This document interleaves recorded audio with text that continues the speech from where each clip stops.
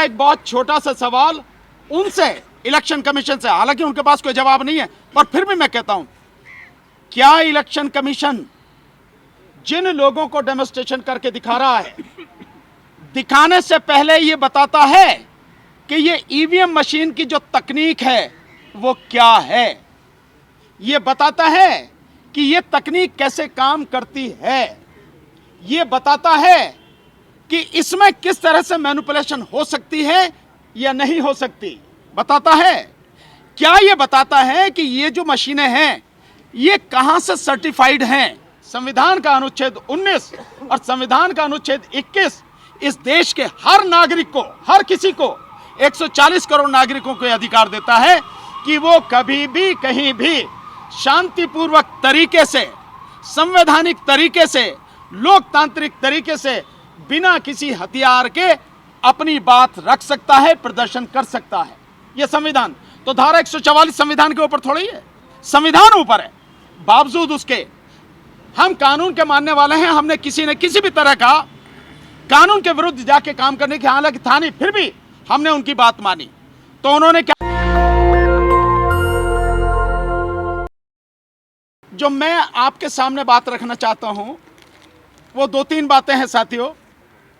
इससे बिल्कुल क्लियर हो गया जो अभी आदरणीय भाई राजेंद्र गौतम जी ने बताई हैं और भाई महमूद पराचा जी ने बताई हैं कि किस तरह से ईवीएम में और वीवीपैट में धांधली हो रही है और किस तरह से इस धांधली को बरकरार रखने के लिए, बचाए रखने के लिए 2 पहलवान मोदी सरकार ने मैदान में उतारे हैं जो पिछले हैं खिलाड़ी, और बार बार जगह जगह जाके इलेक्शन कमीशन अभी ये मशीनों को दिखा रहा, डेमोन्स्ट्रेशन कर रहा है, देखो हमारी मशीन में कोई गड़बड़ी नहीं है।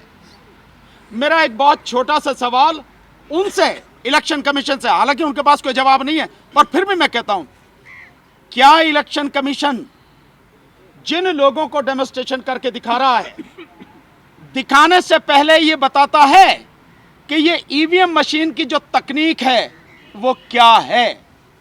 ये बताता है कि ये तकनीक कैसे काम करती है, ये बताता है कि इसमें किस तरह से मैनिपुलेशन हो सकती है या नहीं हो सकती, बताता है।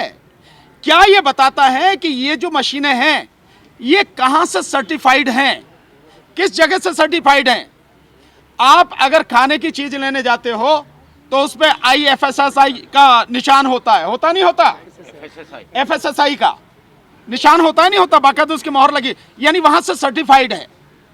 आप और कोई चीजें लेते हो तो ISI का निशान होता कि नहीं होता, सर्टिफाइड होता। माना आप कुकर लेने चले जाओ तो उस पर लिखा तो ना ISI मार्क, उसका सर्टिफिकेशन होता है। ईवीएम मशीन के पास है क्या? वीवीपैट मशीन के पास है क्या? ये किसने बनाई, इसका कोई डाटा उसके पास है क्या? जिसने बनाई क्या उसने पेटेंट कराया, ये है क्या उसके पास में? कराया तो कहां कराया? ये जो सारी चीजें, टेक्निकलिटी, हम एक एक चीज को जानते हैं। और ये जितने 2 पहलवान उतारे हैं ना, कुरैशी और रावत, इन दोनों को चैलेंज, वर्तमान इलेक्शन कमीशन को चैलेंज, तुम में अगर हिम्मत है, तुम अगर वाकई में सच कह रहे हो और ये सब कुछ सच है, मैदान में आओ ना, मैदान में आके खुली डिबेट करते हैं, दुनिया भर के मीडिया को बुलाओ और उस समय जो सच सबके सामने आएगा उसे दुनिया को दिखाओ। नहीं, मशीन भी एक्सचेंज करो, हम अपनी दे रहे हैं, आप अपनी दो, निश्चित रूप से पता लगेगा ना। तो ये सब कुछ उनमें हिम्मत नहीं है। ये किसी कोने में बिठा के कहीं कैसे ये टर मचाने के लिए लोग खड़े कर दिए हैं। हम इससे घबराने वाले नहीं हैं और इस देश की जनता भी उनके झांसे में आने वाली नहीं है। और इस सबके पीछे है कौन? असली जो चीज है, इस सबके पीछे है कौन? क्या इलेक्शन कमीशन? नहीं, महमूद भाई ने बता दिया, इलेक्शन कमीशन तो जिसने अपॉइंट किया है वो उसके हाथ की कठपुतली है, वो तो उसके लिए काम करता है। और किया किसने? सरकार ने। तो असली खेल किसका है इसके पीछे? इसके पीछे खेल है सरकार का। और वो इस बात से भी सिद्ध होता है कि जब हम पटियाला हाउस कोर्ट से चुनाव आयोग तक मार्च करना चाहते थे, हमें रोका किसने? दिल्ली पुलिस ने। किसके अंडर में? होम मिनिस्ट्री के अंडर में। कौन है मुखिया? अमित शाह। अमित शाह और मोदी कौन है? दोनों एक हैं, कोई अंतर नहीं है। इसका मतलब सरकार ने हमें रोका। क्यों? कि जनता के सामने सच ना आ जाए, वो समझ गई है कि ये तो इतनी बुरी तरह से तुल गए हैं, ये तो ऐसे आके मैदान में डट गए हैं कि इनसे कैसे जान बचाई जा। तो इन्हें कम से कम वहीं तक जाने से रोको आप, ताकि सच ना पता लगे।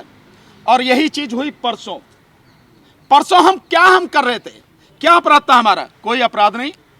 उस दिन मैक्सिमम संख्या में, हजारों की संख्या में एडवोकेट्स थे, कुछ हमारे और भी साथी थे सिविल सोसाइटी के, लेकिन मैक्सिमम, आप तो सारे मीडिया के साथी वहां पे थे, आपने तो अपनी आंखों से देखा, वो सारे के सारे साथी जो वहां पे थे एडवोकेट थे। और हम माननीय सर्वोच्च न्यायालय के सामने जाना चाह रहे थे। क्यों जाना चाह रहे थे? हमारे साथ में बैठे हैं, ये देखिए अतुल भाई जी बैठे हैं, अतुल पटेल जी, ये गुजरात से हैं, और अपनी जान को जोखिम में डाल के ये जगह जगह वीवीपैट का प्रदर्शन, ईवीएम और वीवीपैट का प्रदर्शन दिखा रहे हैं। ये अपनी मशीन लेके आए थे, और हम बाकायदा जाके उस मशीन के माध्यम से डेमोन्स्ट्रेशन करना चाहते थे सुप्रीम कोर्ट के सामने। पुलिस कहती है कि आप जा नहीं सकते, धारा 144 लगी है। भाई धारा 144 लगी है तो मुंह जवानी थोड़ी लगती है, कुछ कागज पे लिखत पढ़त हुई होगी, किसी ने तो जो कागज बनाया होगा, आदेश दिया होगा। महमूद भाई ने पूछा तो कहां भैया धारा 144? हमारे पास नहीं है धारा 144। तो वैसे ही कह रहे हो भाई, तुम सरकारी आदमी हो, हम वकील हैं, कानून की बात कर रहे हो, हम कानून की बात कर रहे हैं, तो दिखाओ धारा 144। पुलिस ने धारा 144 का कागज हमें नहीं दिखाया, कोई आदेश नहीं दिखाया। इसका मतलब साहब है कि धारा 144 नहीं है। उन्होंने मुंह जवानी कर रखी है, और एडिशनल डीसीपी वगैरह भी सब वहां पे थे। फिर वो कहने लगे कि भाई हम आपको नहीं जाने देंगे, क्योंकि जो वहां से सुप्रीम कोर्ट से आया है आदेश कि भाई इनको यहां तक नहीं पहुंचने देना। तो महमूद भाई ने कहा कि भैया फिर उसे दिखा दो, जो सुप्रीम कोर्ट से आया है, चीफ साहब से आया है या कहां से आया, तो उसे दिखा दो कि इन्हें वहां नहीं जाने देना, कि वो नहीं, हम वो भी नहीं है उस पर। और क्योंकि आपको मालूम है कि गाइडलाइंस है, क्या गाइडलाइंस है भाई, गाइडलाइंस दिखा दो, तो गाइडलाइंस भी नहीं दिखा रहे। मतलब सब कुछ मुंह जवानी है यार मेरे। तुमने वर्दी पहन रखी है, शेर का निशान तुम्हारे इस टोपी पे लगा है, तुम संविधान के तहत काम कर रहे हो, कानून के तहत काम कर रहे हो, हम कानून के लोग हैं, कानून दिखाओ ना हमें रोकने का। और फिर भी अगर हम मान लेते हैं तो धारा 144 हो या कोई भी हो, संविधान से ऊपर थोड़ा ही है। संविधान का अनुच्छेद 19 और संविधान का अनुच्छेद 21 इस देश के हर नागरिक को, हर किसी को, 140 करोड़ नागरिकों को अधिकार देता है कि वो कभी भी कहीं भी शांतिपूर्वक तरीके से, संवैधानिक तरीके से, लोकतांत्रिक तरीके से, बिना किसी हथियार के अपनी बात रख सकता है, प्रदर्शन कर सकता है। यह संविधान। तो धारा 144 संविधान के ऊपर थोड़ी है, संविधान ऊपर है।